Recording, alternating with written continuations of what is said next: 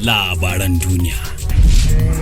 Labaru da dumi su babu ɓangaranci cikin gida da ƙasashen waje.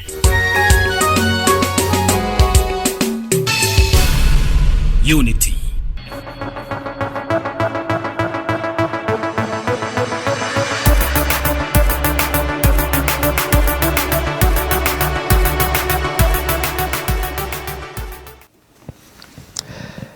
Assalamu alaikum masu kallon tashar Unity TV, barkanmu da wannan lokaci da muka saba kawo muku labaran duniya. Da farko a cikin muhimman kanun su.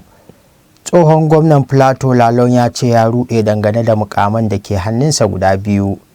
Najeriya na nazarin mika harkokin samar da wutar lantarki ga gwamnatocin jihohi.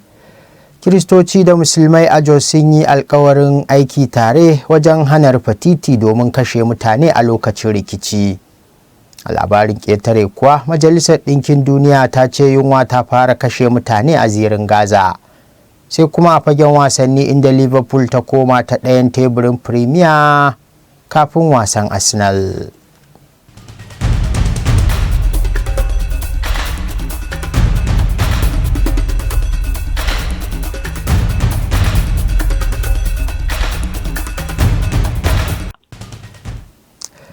Tukanin labaran kenan, yanzu ga cikakkunsu. Mai karatu Suleiman Hassan. Ministan kwadago a Najeriya Simon Bako Lalong ya ce ya ruɗe ya kuma rasa abin da zai yi dangane da manyan mukamai guda biyu da ke hannunsa na minista da kuma sanata a yanzu haka.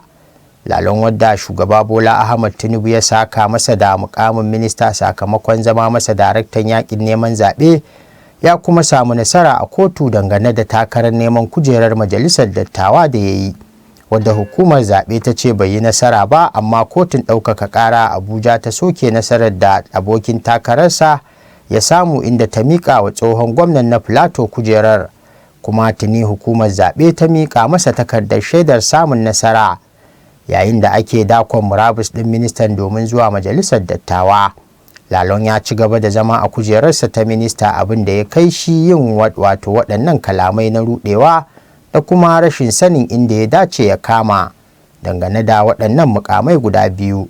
Tsohon gwamnan ya ce yana nan yana ci gaba da nazari domin sanin mataki na gaba da zai ɗauka dangane da waɗannan mukamai guda biyu masu matuƙar mahimmanci a gare shi. Tuni dai karɓar shaidar zama sanata daga hukumar zaɓe da Lalong ya yi ta buɗe ƙofar kokawar wadda zai maye gurbinsa a matsayin minista daga jihar Plateau, yayin da wasu ke cewa shiyar da ya fito Plateau ta kudu ce ya dace ta gabatar da wanda zai hau kujerar. Yankin Plateau ta arewa kuwa na cewa yin haka rashin adalci ne, domin kuwa lokacin da Lalong na gwamna Pauline Talin da suka fito wuri guda ce ta yi minista, saboda haka ya dace a kai mukamin Plateau ta arewa ko kuma Plateau ta tsakiya. Akwai kuma masu cewa yankin Plateau ta arewa ya daɗe bai samu mukamin ministar ba, saboda haka ya dace a yi musu adalci a wannan karo.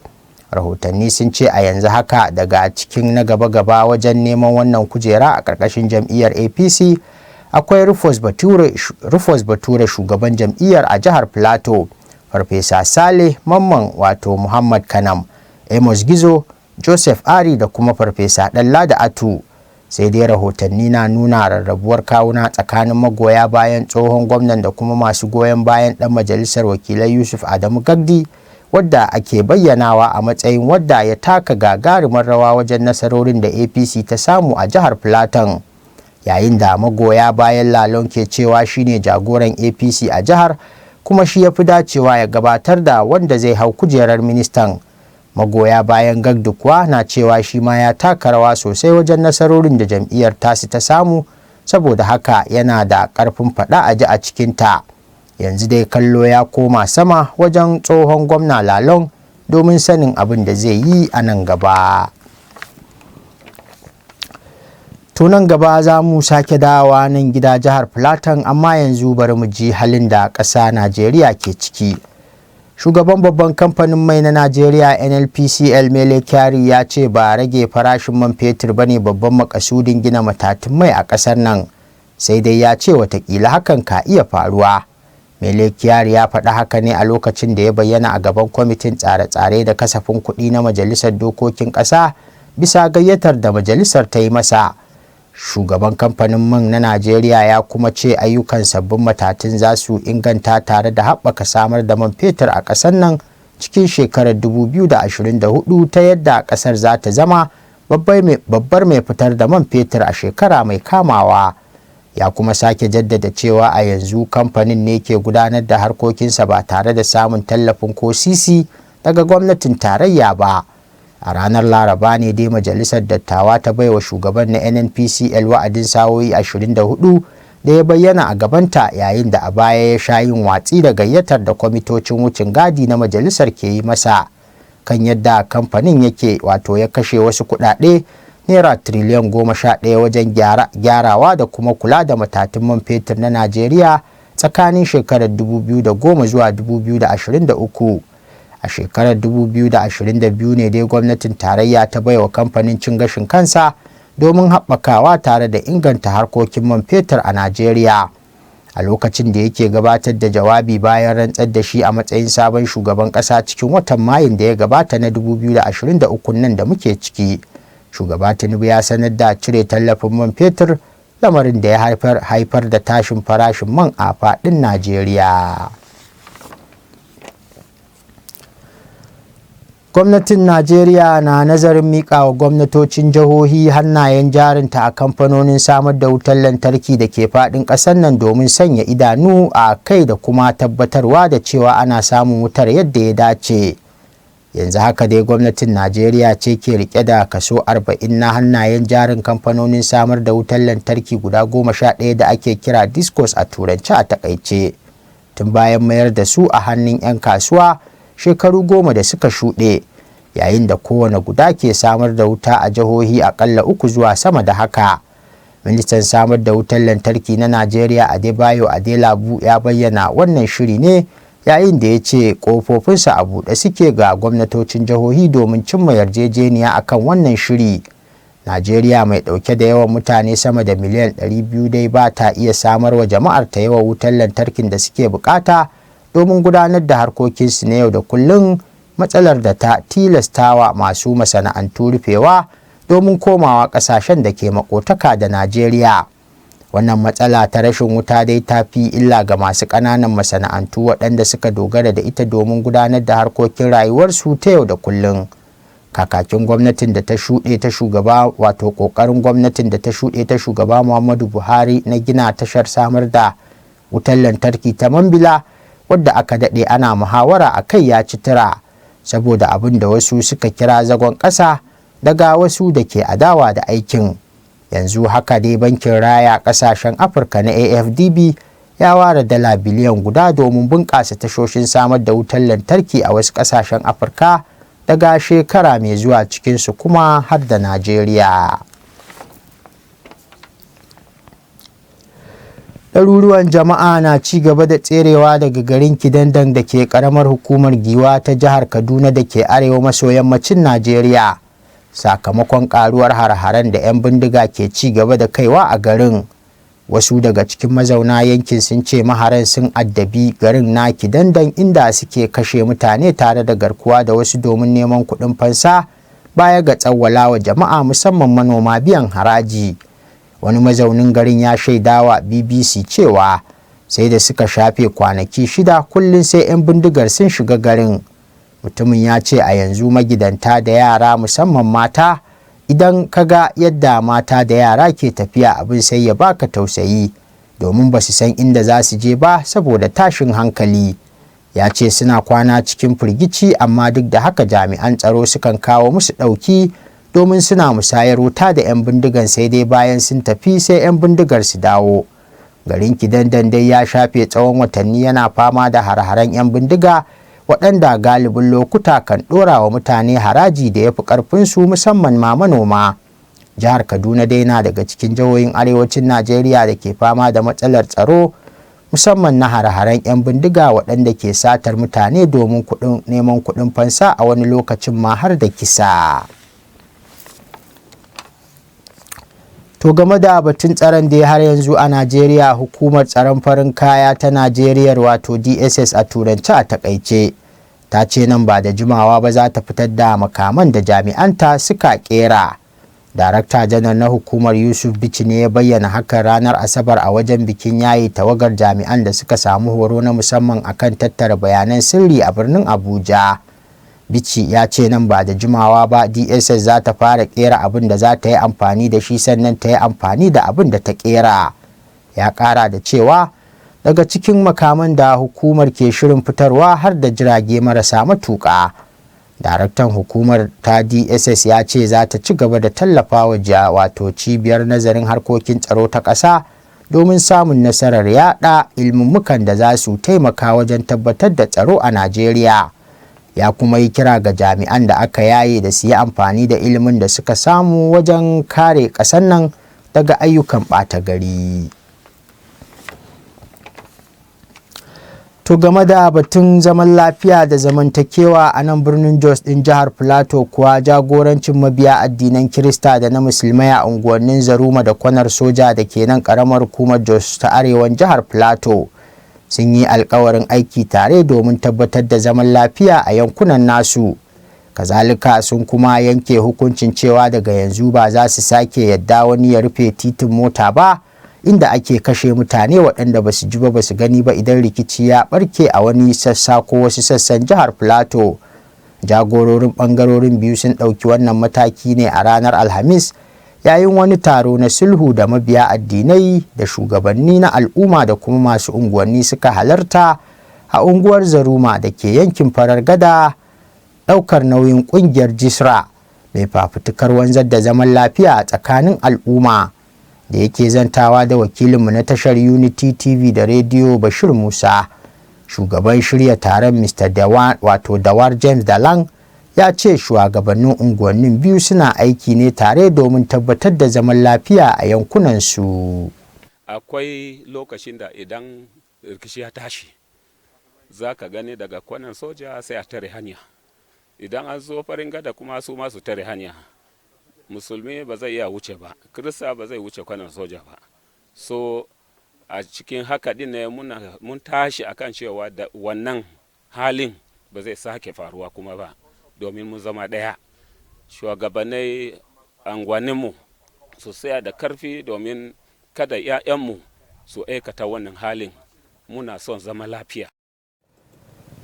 A nasu ɓangaren masu unguwannin Kwanar Soja da na wato Zaruma, Malam Lado Bala Jamaka da kuma Mr. Joseph Sani Zaruma sun bayyana yadda suke aiki tare wajen sake gina kyakkyawan zamantakewar da ta lalace tsakanin musulmai da Kirista a baya. Zuwan Jisra sai ta so ta dawo da zaman da ake yi da na fahimtar juna, mu zama 'yan uwa kamar uwa ɗaya uba ɗaya yadda muke da. Wannan kuma an ci nasara ko kuma ana kan cin nasara, because yanzu akwai initiative na za a sake zama a anguwa na Kwanan Soja in time to come, wanda da samtin da aka yi nan da samtin za a yi can. Wannan zaman da muna yi na Jizra zama ne na zaman lafiya tsakanin musulmi da Kiristan. Muna zaman lafiya, muna so mu ne a kawo zaman lafiya kamar da mun saba zaman lafiya a 1970s 80s muna zaman lafiya. Har ma yana ranar sallah mu zo mu je mu celebrating da musulmi, Christmas ma musulmi su zo da Christian mu celebrating. So muna so wancan zaman na lafiya mu ci gaba. Har ila yau ga kaɗan daga cikin abin da mahalarta taron ke cewa. A nemi masalahan da yadda aka ce a yanzu, a nemi a haɗa kan, a tattaro da zaman nan na baya ya dawo. Muna fatan ko bai da dukan ba, amma at least a ci karfin dawowan a bisa yadda abubuwa suke a yanzu. Addini na Allah ne, ba wanda zai kore musulmi, ba wanda zai kore Christian, amma mu hada kai a zama tare. Mu yi gyara mu koma maganan da. Kazalika sun yi kira ga ɗaukacin Kirista da Musulmi da su koyi ɗabi'ar lafiya, wato zaman lafiya da kuma haƙuri da juna, domin wanzuwar zaman lafiyan da samun ci gaba mai ɗorewa. To har yanzu muna jihar Plateau inda 'yan sanda suka sake gano gawar wani mutum da aka shekara ana cikiyarsa cikin wani kududdufi a yankin Barikin Ladi a nan jihar Plateau. A irin haka ne dai aka taɓa gano gawar manjo janar Idris Alkali a ƙaramar hukumar Jos ta Kudu ta jihar a shekarar 2018 a wani kududdufi da ake haƙar ma'adanai a yankin Doradu. A wannan karan gawar wani mai suna Michael Ɗanladi ne aka gano a wani kududdufin haƙar ma'adanai a ƙaramar hukumar Barikin Ladi da ke jihar Plateau. Ɗan sanda mai gabatar da ƙara Mullen Alex ya yi wa babban shaida